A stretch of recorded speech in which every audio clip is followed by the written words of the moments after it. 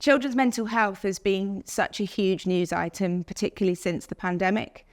Play develops children's social skills, it develops turn-taking, it develops concentration, but the most important thing that it does is it builds their resilience. So when children play, when they make a mistake in their play, they naturally problem solve. They have to pick themselves up and try again.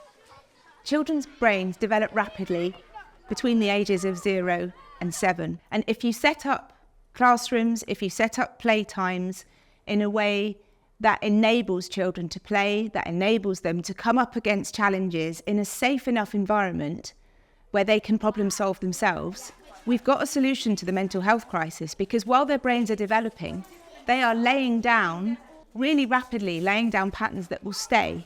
At St Ebbe's, we put an emphasis on play because it's simply the right thing to do.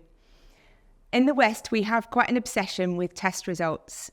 Now, I'm a primary school head teacher, and I'm not going to say that high standards in reading, writing and maths aren't important. Of course they are. But we don't have to achieve those at the expense of children's innate need to play. We found that our results have improved in phonics since we've introduced high-quality play-based learning. At the moment, we do it right up to the end of year 1.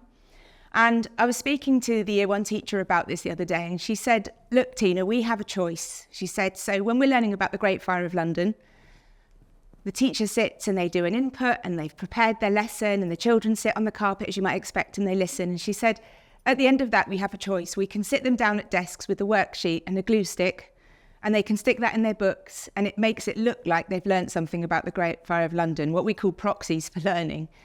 Actually, if we set up the classroom environment so that children can go into the role play area and they can dress up and they can reenact what they've learnt, if we put building materials out for them, or paints, or some children choose to write, they retell it in their own way. And what we're finding is that children are remembering more and more knowledge because we do that.